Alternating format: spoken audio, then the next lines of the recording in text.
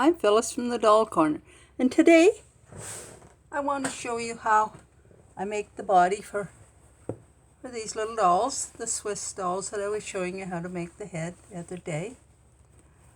So this is my fabric. It's the same as I used on her face and her head. There's more stretch this way and less this way. I fold it right sides together, and then I draw my pattern on the fabric. Just make a outline of each of the pieces. Put a few pins so it doesn't shift. And then I get take it to my sewing machine and I sew, leaving an open space here, and I sew just inside that line all the way around with a tiny stitch. And do the same with the leg, only I just sew down here and out to the toe and round the back and out to the toe. And I need 4 pieces. And then I take and I sew the front seam all the way down here. And the back, I leave about a 2-inch space and then sew that down. And then I have to cut them out. And I find that way it's easier to sew them.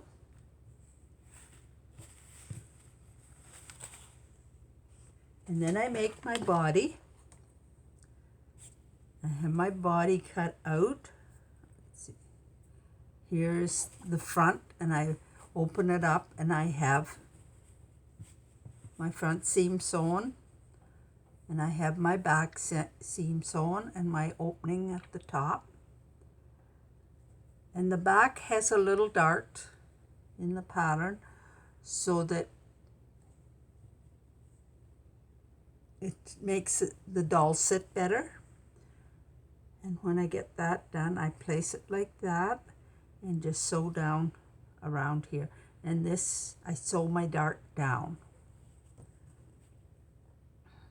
And I do the same for the other. And then I end up with my body together. And then I sew a little casing on to protect the head, or to hold the head on. And then I'm going to show you how I make the legs. Oh, that's all bodies. Legs. There we are.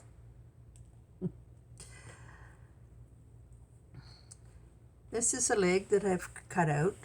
Now you think it's it's really not puckered. Well, it looks like it, but it's just the fabric.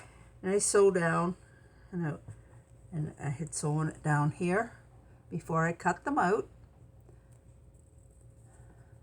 And this forms the toe, this little V at the bottom. I usually just put one seam one way and the other, the way the quilters do it. But you can, if you wish, open them up. But I don't feel that there's any more bulk doing it this way than the other way. And then I just stitch it here to form my toe. And this is what it should look like, something like this. And then I stuff it and then leave about 3/4 of an inch at the top and sew it across here. So now I'm sculpting the toes, and I have stitched this up, and I will put a little dent in the knee area, but that makes a nice little foot. And then I'll show you how, let's see, like this. this is the one I need. So this is the body. And this, I have it inside out. Now you want the toes to face the front. So you put the leg, put the leg in to face the front of the body. Making sure you've got your seams, your center seam of the front and the back in the center there.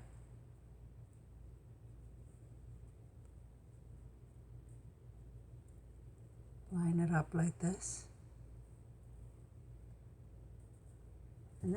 And put a pin in it to hold it.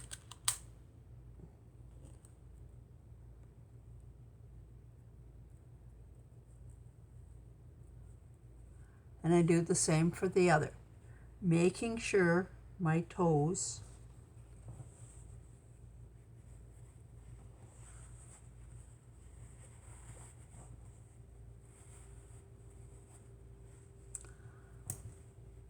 are facing the front of the body, like this. You can see your toes out here. Now, I'm not using, these legs are a little different color, and that's just for demonstration, this, so. And then I take, and I get my body, and you'll see how I've sewed across here a couple of times because there's a lot of pulling and that on the legs, so that way it protects them over time. On this one I have put little knee joints in. I stitch this to protect, so that it's a better fit for the shoe. And now I have the arm on this side, and I'll show you how I make my arms.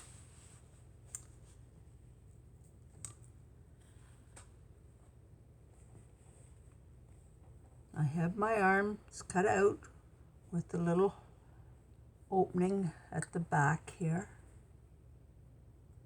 for stuffing. Turn it right side out.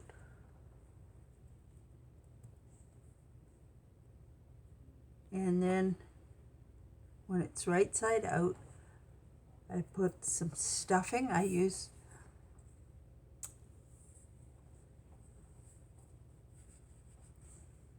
my chopstick, and I make my little marks from between my fingers.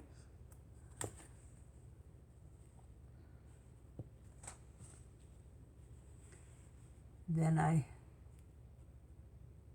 my fingers all separated. I make a little indentation for the wrist, and this is my right hand, and this is my left hand. I want to make sure my thumbs are going up. I don't want to have to put it all together with one going each way. So it's something just to remember. And then once I have stuffed this a little ways, I want to put my joint in. I've lost my joint.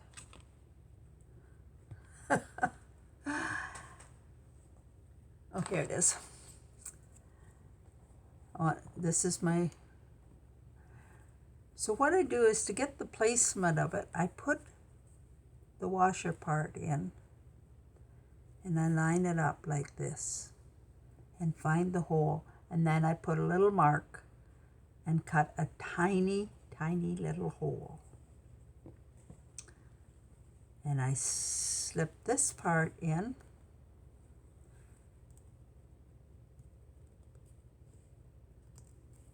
the arm like that, press it down, It's not going to fray.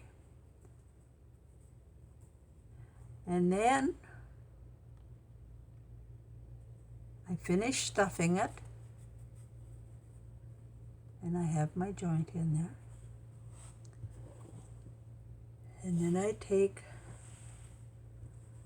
my body, and I take this little washer. I don't think maybe that's the correct name, but it looks like a washer to me. So I line it up with the top edge of the shoulder and get it centered in there. Oh, it wants to slip on me.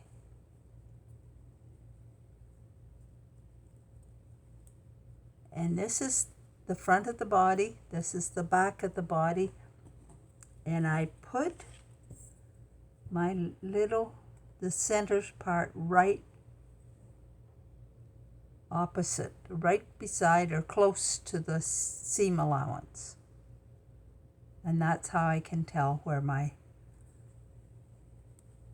joint should go. Then, that's not good enough.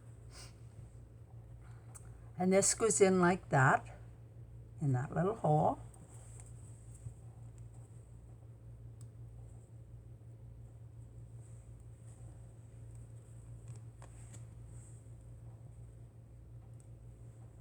Then I put my clamp on. But being this isn't the right arm for this doll, I'm not going to anchor it, because this one arm is bigger than the other. And then I finish stuffing it, sewing up the back, and I use a